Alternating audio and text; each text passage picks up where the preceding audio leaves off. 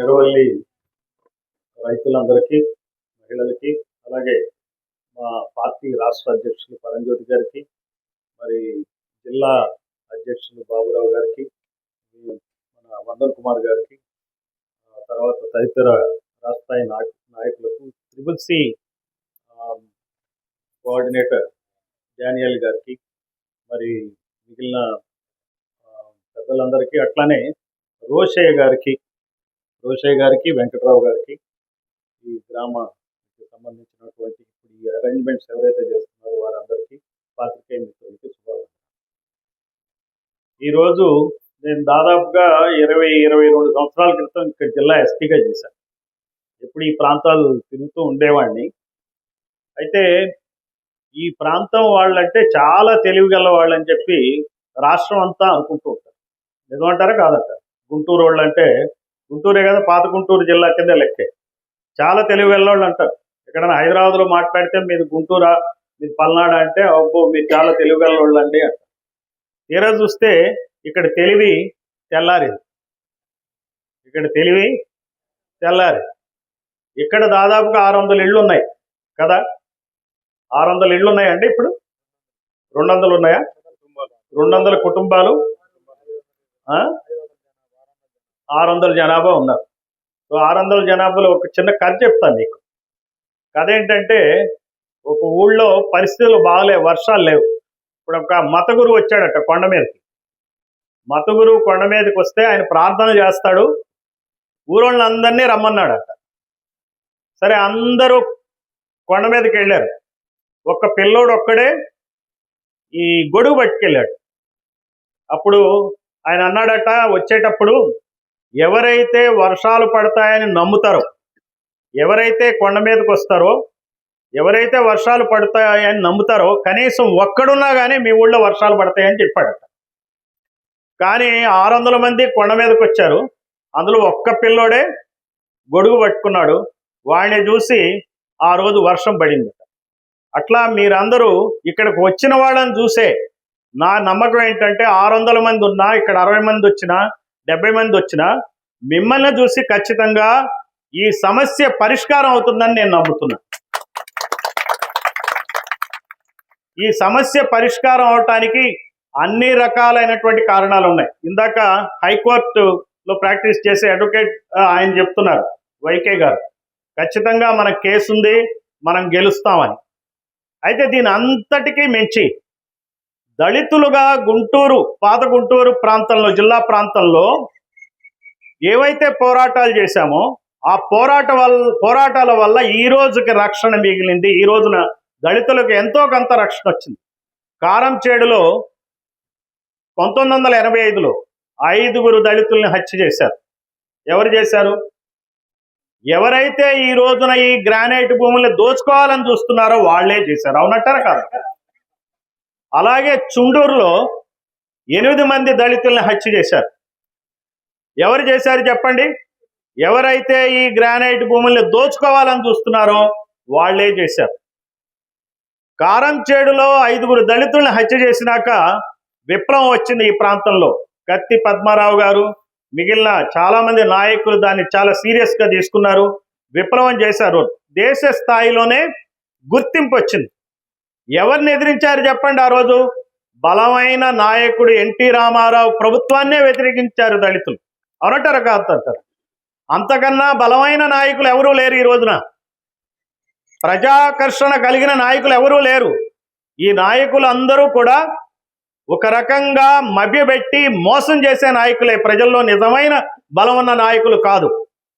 ఎప్పుడైతే దళితులు ఆ రోజున ఏకతాటి మీద 1985లో ఉద్యమాలు చేశారో, ఆ ఉద్యమాల ఫలితంగానే 1989లో ఎస్సీ ఎస్టీ అట్రాసిటీస్ రక్షణ చట్టం వచ్చింది. లేకపోతే ఆ రక్షణ చట్టం వచ్చేదే కాదు దేశంలో. అంటే ఇక్కడ దళితులు చాలా పవర్ఫుల్. ఇక్కడ దళితులు దేశానికే ఆదర్శంగా నిలబడ్డాడు. దేశంలో ఉన్నట్టు దళితులు అందరికి కూడా రక్షణ కలుగజేసినటువంటి దళితులు ఈ రోజున ఎట్లా ఎందుకున్నారు ఆలోచించాలి. ఆ రోజున 5 హత్య చేశారు కారంచేడులో. ఈ రోజున ఈ మధ్య 8 మందిని చుండూరులో హత్య చేశారు. ఇప్పుడు 600 మందిని ఇక్కడ హత్య చేశారు. ఈ 600 మందే కాదు, నెక్స్ట్ 20-30 సంవత్సరాల్లో సంతానం మనవాళ్ళు మనవరాళ్లతో కలిపి 1800 మంది 2000 మంది దళితుల యొక్క భవిష్యత్తుని అటు జగన్ రెడ్డి ప్రభుత్వం ఇటు చంద్రబాబు ప్రభుత్వం హత్యలు చేస్తుంది. దీన్ని మనం గమనించాలా, దీన్ని ప్రజల్లోకి తీసుకెళ్లాలా.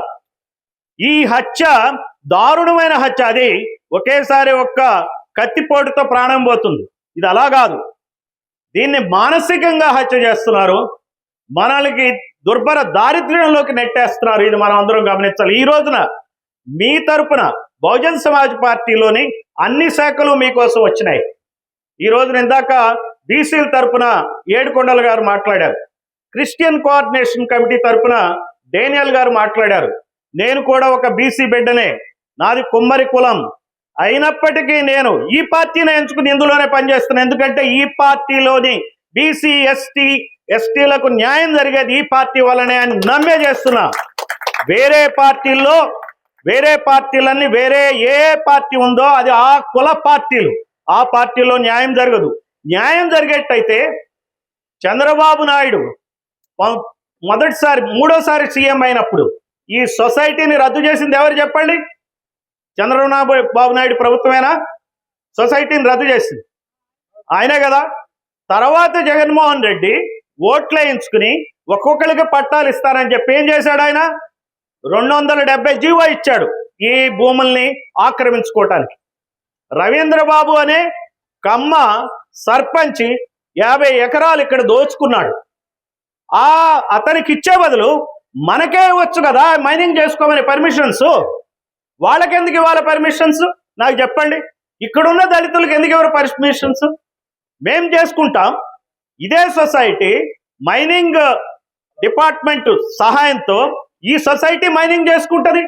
ఒక్కొక్క ఎకరం 200 కోట్ల రూపాయల విలువైన ఎకరం. ఇక్కడ 200 కోట్ల విలువైనటువంటి గ్రానైట్ ఉంది. అందువల్ల ఈ భూముల్ని మనకే ఇవ్వాలా? మన ప్రభుత్వం ఈ సెక్రటరీలందరూ ఏం చేస్తారు? మైన్స్ డైరెక్టర్ ఉంటాడు.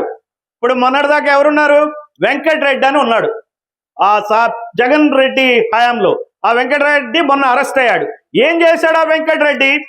ధనికులకి ఇట్లాంటి వాళ్ళకి కావలసిన కమ్మారెడ్లకి మైనింగ్ పర్మిషన్లు ఇచ్చి, మైనింగ్కి అతను పర్మిట్లు ఇచ్చి కోట్ల కొలది డబ్బులు సంపాదించేట్టుగా వెంకటరెడ్డి చేశాడు. అది ఈ ప్రభుత్వం వచ్చింది. ఎందుకంటే వేరే వాళ్ళకి బెనిఫిట్ చేశాడు కాబట్టి ఈ ప్రభుత్వం అతన్ని అరెస్ట్ చేసింది. ఇప్పుడు ఉన్నటువంటి మైన్స్ డైరెక్టర్ ఇప్పుడు ఏం చేస్తాడు? ఇప్పుడు ఈ రవీంద్రనాథ్ బాబుకి పర్మిషన్లు ఇస్తాడా ఇక్కడ? లేకపోతే ప్రతిపాటి పుల్లారావుకి పర్మిషన్లు ఇస్తాడా? వాళ్ళ సంబంధికులకు ఇస్తాడా? మొన్నటిదాకా విడుదల రజనీ రాజ్యం వెళ్ళింది. ఇప్పుడు ఇక్కడ చిలకలూరుపేట ఎమ్మెల్యే ప్రతిపాటి పుల్లారావు రాజ్యం అవుతుందా? ఇది 7,000 కోట్ల రూపాయల విలువైనటువంటి గ్రానైట్ ఉంది ఇక్కడ. అంటే రేపు ప్రతిపాటి పుల్లారావు 1000 కోట్లు సంపాదిస్తాడా? ఈ ప్రభుత్వంలోని పెద్దలు మరి 3-4 వేల కోట్లు వాడు సొంత ఖాతాలో వేసుకుంటారా? ఇదంతా మనం చూస్తూ ఊరుకోవాలా? ఇది దారుణమైన హత్యల కన్నా దారుణమైన హత్య. అవునంటారా కాదంటారా? ఈ దృష్టిలో పెట్టుకుని మనం అందరం కూడా ఒక కార్యాచరణ, ఒక పద్ధతి ప్రకారం చేయాలి. దానికి ఆదర్శం ఎవరో చెప్తా చూడండి. అమరావతి రైతులే. అమరావతి రైతులు ఏం చేశారో చూశారు కదా. ప్రభుత్వం వారే వరకు చేస్తా ఉన్నారు. అయితే వాళ్ళకి బలమైన పార్టీలు ఉన్నాయి, డబ్బులు ఇచ్చేవాళ్ళు ఉన్నాడు, మీకు కవర్ చేయడానికి మీడియా ఉంది. రోజు అమరావతి రైతుల యాత్ర డే 1, రెండో రోజు, మూడో రోజు, 100 రోజులు అయినాయి, 200 రోజులు అయినాయి, 500 రోజులు అయినాయి అని ప్రచారం చేసేటువంటి మీడియా ఛానల్స్, పత్రికలు ఉన్నాయి. మనకు లేవు పత్రికలు, మనవి వాళ్ళు ప్రచారం చేయరు. అవన్నీ కుల పత్రికలు, కుల ఛానల్స్, కుల తత్వ పత్రికలు, కుల తత్వ ఛానల్స్. మనకు ఉండాల్సింది కుల స్పృహ. ఎప్పుడైతే మనకి కారంచేడులో ఎలా జరిగిందో, ఎలా అయితే దళితులు ఉద్యమించారో అదే మాదిరిగా గుంటూరు పల్నాడు ప్రాంతంలోని దళితులందరూ ఉద్యమించి ఈ రోజున ఇక్కడ ఉన్నటువంటి 416 ఎకరాలు ఈ మన ఎడవల్లి సొసైటీకి చెందేట్టుగా చేయాలి. ఆ ఆర్డర్ని 270 జీవోను క్యాన్సిల్ చేయించాలి. వాళ్ళు అమరావతి రైతులు ఎలా అయితే లాభాలు పొందారో మీకు తెలుసు కదా. అమరావతిలో ఎకరం ఇచ్చిన వాళ్ళకి ఎన్ని గజాలు ఇళ్ల స్థలం ఇచ్చారో తెలుసా మీకు? 1000 గజాలు ఇచ్చారు. మీ దగ్గర 400 కమర్షియల్ స్పేస్, వ్యాపారానికి పనికి వచ్చేది ఇచ్చారు. అంటే 1400 గజాలు ఇచ్చారు. ఒక ఎకరం ఇస్తే మీకేమిచ్చారు చెప్పండి? మోసగించి ఉన్నది లాక్కున్నారు. వచ్చే తరాల భవిష్యత్తుని అంధకారం చేశారు, చీకటమయం చేశారు. అందువల్ల మనం ఆలోచించాల్సింది ఏంటంటే, అమరావతి రైతులు చేసిన న్యాయం మాకెందుకు చేయరు? మరి చంద్రబాబు నాయుడు ఆయన 2030 కల్లా ఇంటికొక పారిశ్రామికవేత్తను తయారు చేస్తా అన్నాడు. ఇంటికొక పారిశ్రామికవేత్త. మనకి ఇక్కడ 120 ఇళ్ళు ఉన్నాయా? 200 ఇళ్ళు ఉన్నాయా?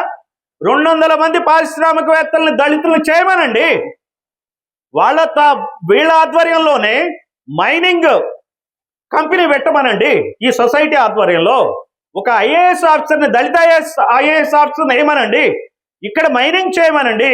ఈ సిద్ధరాఘవయ్య మాజీ మంత్రి చేసినట్టు మైనింగ్ మనం చేయలేమా? అదేమన్నా బ్రహ్మ విద్యనా? ఏది బ్రహ్మ విద్య కాదు. మనం తలుచుకుంటే మనం కూడా మైనింగ్ చేయగలం, మైనింగ్ వ్యాపారులం కాగలం. ఈ జగన్మోహన్ రెడ్డి మైనింగ్ వ్యాపారే, షర్మిలారెడ్డి మైనింగ్ వ్యాపారే, మరి చంద్రబాబు నాయుడులో ఉన్నటువంటి ఆయన తిరిగేటువంటి పెద్ద పెద్ద నాయకులందరూ మైనింగ్ వ్యాపారస్తులే. వాళ్ళందరూ కమ్మారెడ్లే. ఎవరు దళితులు ఉండరు, మైనింగ్ వ్యాపారులు. బీసీలు ఉండరు, ఎస్టీలు ఉండరు, ముస్లింలు ఉండరు. ఇది మనం గమనించాలా. మనం కుల స్పృహతో పనిచేయాలి. మనది కులతత్వం కాదు. మనకి అన్యాయం జరుగుతుంది కాబట్టి మనం కుల స్పృహతో మనం పని చేయాలి. ఖచ్చితంగా ఈ ప్రభుత్వాన్ని ఎదిరించాలి. బహుజన్ సమాజ్ పార్టీ ఈ విషయంలో స్పష్టమైన కార్యాచరణతో ముందుకెళ్తుంది. మీరు ఈ రోజున రాని వాళ్ళు కూడా వచ్చే విధంగా మేము ఉద్యమాలు చేపడతాం, మీకు అండగా ఉంటాం. మీరు మనోధైర్యాన్ని కోల్పోవద్దు. మనం ఖచ్చితంగా విజయం సాధిస్తాం. ఈ భూములు మీకే వస్తాయి, అది గుర్తుపెట్టుకోండి. ఈ భూములు మీకే వస్తాయి. పొద్దునే ఇందాక వచ్చినప్పుడే ప్రార్థన చేసి వచ్చాం. దేవుడి ఆశీస్సులు ఖచ్చితంగా ఉంటాయి. కానీ మనం పని చేయాలి, మన పని మనం చేయాలి. ఈ రోజున రోషయ్య గారు, వెంకట్రావు గారు తీసుకున్నటువంటి ఏదైతే వాళ్ళు కొన్ని ఈ అరేంజ్మెంట్స్ చేశారు, నిజంగా అభినందనీయం. ఈ గ్రామంలోంచి వాళ్ళు ముందుకు రావటం, వాళ్లకు తోడ్పాటుగా మరింత చైతన్యంతో మీరు ముందుకెళ్ళాలి. ఈ రోజున 200 మందిని చూస్తే రేపు ఇంకొక 100 మంది చూస్తే మేము ఒక 1000 మంది వస్తాం. ఈ ఊరికి 2000 మంది వస్తాం. ఇక్కడికి వచ్చి ఈ ఎడవల్లి గ్రామ సమస్యని రాష్ట్రమంతా తెలియజెప్తాం. మీ సమస్యే రాష్ట్ర సమస్య. ఈ రోజున ప్రైవేటు వ్యక్తులకి 200 ఎకరాలు 400 ఎకరాలు దారాదత్తం చేస్తున్నారు. 7,000 కోట్ల రూపాయల ఖనిజ సంపదని దారాదత్తం చేస్తున్నారు. ఇక్కడే కాదు, అక్కడ విశాఖపట్నంలో స్టీల్ ప్లాంట్ ని అమ్మేస్తున్నారు. 4 లక్షల కోట్ల విలువైన స్టీల్ ప్లాంట్ ని ఈ ప్రభుత్వం అదానీలకి, జిందాల్కి అమ్మటానికి ప్రయత్నిస్తున్నారు. మన దగ్గర నుంచి నిన్న మీరు పేపర్లో కూడా చూశారు. జగన్మోహన్ రెడ్డి 1750 కోట్లు తీసుకుని అదానీ దగ్గర నుంచి విద్యుత్ ఒప్పందాలు చేసుకున్నాడు. ఈ విద్యుత్ ఒప్పందాలు ఎక్కువ ధర చేసుకున్నాడు. అందరూ 2 రూపాయలు తక్కువ యూనిట్ తీసుకుంటే 2 రూపాయల 49 పైసలు తీసుకున్నాడు. ఆ భారం అంతా మన మీద పడుతుంది. నెక్స్ట్ 25 సంవత్సరాలు ఆ రేట్లు పెరిగింది మనమే కట్టాల. ఇక్కడేమో భూములు ఉంచుకుంటారు, అక్కడేమో ఈ ఎలక్ట్రిసిటీకి ఎక్కువ డబ్బులు కట్టమంటారు. ఎక్కడ కడతాం? ఏమైతారు? 30 సంవత్సరాల తర్వాత మన పిల్లలు ఏమైతారో మీరు ఆలోచించండి. వాడు అడుక్కు తింటే కూడా డబ్బులు వేసేవాడు కూడా ఉండడు. అందువల్ల మనం ఈ రోజున మేల్కోవాలి. ఈ రోజున నేను కానీ, పరంజ్యోతి గారు కానీ, వందన్ కుమార్ గారు కానీ రిటైర్ అయినాక మేము ఎందుకు వచ్చామంటే ఈ సొసైటీకి ఎంతో కొంత మేలు చేయాలా. మేము ఇక్కడ ఎంపీలు, ఎమ్మెల్యేలు, మినిస్టర్లు, చీఫ్ మినిస్టర్లు అవ్వాలని కాదు. ఇటువంటి బాబురావు గారు లాంటి వాళ్ళు, ఇప్పుడు ఈయన వైశ్య సమాజానికి చెందినటువంటి మన రాయదుర్గం పెద్ద ఆయన ఉన్నారు, నాగరాజు గారు వచ్చారు. ఆయన ఎక్కడి నుంచి వచ్చారో తెలుసా? రాయదుర్గం నుంచి వచ్చారు. ఆయన కోమటి సామాజిక వర్గం నుంచి చెందిన ఆయన. అలా మనం ఉన్న రాష్ట్రంలో పలు కులాల నుంచి నాయకులు మన బహుజన్ సమాజ్ పార్టీలో ఉన్నారు. అన్ని కులాల నుంచి ఉన్నారు. వాళ్ళందరూ కూడా ఎడవల్లి గ్రామస్తుల సమస్య ఏది ఉందో అదే ఆంధ్రప్రదేశ్ ప్రజల సమస్య కింద చెప్తాం. ఎందుకు అలా అంటున్నానంటే ఈ ప్రభుత్వాలు ఇంకా చాలా అన్యాయాలు చేస్తున్నాయి. మనకు 17 గవర్నమెంట్ మెడికల్ కాలేజెస్ శాంక్షన్ అయితే ఈ 17 మెడికల్ కాలేజెస్ ని ప్రైవేట్ పరం చేస్తున్నారు. ఇక్కడ మీ భూములు ప్రైవేట్ పరం చేస్తారు, అక్కడ స్టీల్ ప్లాంట్ ప్రైవేట్ పరం చేస్తారు. ఇక్కడికి వచ్చేటప్పటికి మెడికల్ కాలేజెస్ కూడా ప్రైవేట్ పరం చేస్తే అందరూ డొనేషన్లు కట్టాలా, పేదవాళ్ళకి రావు. రేపు పొద్దున ఇక్కడ సరైనటువంటి స్కూళ్ళే లేవు. నారాయణ చైతన్యాలు తప్పిస్తే ఏ రకమైన గవర్నమెంట్ స్కూల్స్ లేవు, సరైన విద్యాబోధన లేదు, సరైన వైద్యం అందదు ఈ రాష్ట్రంలో. ఈ రాష్ట్రం ఏదో ముందుకెళ్ళిపోతుందట. 2047 వచ్చేటప్పటికి 2 ట్రిలియన్ ఎకానమీ అవుతుందంట. చెప్పడానికి కూడా ఒక సిగ్గుండాలా ఈ ప్రభుత్వానికి, ఈ ప్రభుత్వంలో ఉన్నటువంటి నాయకులకి. 2 ట్రిలియన్ ఎకానమీ ఎట్లా అవుతుంది? నీ దేశమే 3.5 ట్రిలియన్ల ఎకానమీ. ఒక దేశమే 3.5 ట్రిలియన్ల ఎకానమీ అయితే నీ రాష్ట్రం 2 ట్రిలియన్ల ఎకానమీ ఎట్లయితుంది? మేమంతా చిప్పలు పట్టుకోవాలి, నువ్వేమో బ్రహ్మాండంగా పదవులు అనుభవిస్తూ కమ్మారెడ్లే ఈ రాష్ట్రాన్ని ఏలుతూ కోట్లకు పడగలెత్తి మా ఆస్తులన్నీ దోచుకుంటూ బతకడానిక మీ 2 ట్రిలియన్ ఎకానమీ? ఈ మోసపూరిత ప్రకటనలు నమ్మకండి, ఈ ప్రచారాన్ని నమ్మకండి. ఈ రోజున చంద్రబాబు ప్రభుత్వం వెంటనే ఈ సొసైటీని ఏదైతే రద్దు చేశాడో ఆయన పునఃసమీక్షించాలి. ఈ 400 ఎకరాల భూమిని ఈ సొసైటీకి అప్పచెప్పాలి. సొసైటీ ఆధ్వర్యంలో మైనింగ్ కార్యక్రమాలు కావాలంటే చేయాలి. ఇది గనక మనం చేయకపోతే రేపు ఈ ఇళ్ళు కూడా ఉంచనివ్వరు, ఈ చర్చ్ కూడా ఉండనివ్వరు చెప్తున్నా మీకు. మీరు అది గుర్తు పెట్టుకోవాలా. ఈ ప్రభుత్వాలు రోజు రోజుకి మనం దిగజారిపోతే మనల్ని తొక్కేస్తారు. దీన్ని దృష్టిలో పెట్టుకుని మనం కష్టపడి ఈ ఖచ్చితంగా బహుజన్ సమాజ్ పార్టీ డైరెక్షన్ లో మీరు పని చేయండి. ఎటువంటి పోరాటాలంటే చట్టపరిధిలోనే చేస్తాం. ఆ పోరాటానికి కార్యాచరణ మనం ఎలా చేస్తాం, ఏం చేస్తాం అనే విషయంలో మా రాష్ట్ర అధ్యక్షులు పరంజ్యోతి గారు తర్వాత మీకు తెలియజేస్తారు. సో ఈ అవకాశం ఇచ్చినటువంటి మన రోషయ్య గారికి, బాబురావు గారికి, తదితర మిత్రులందరికీ ధన్యవాదాలు తెలియజేస్తూ సెలవు.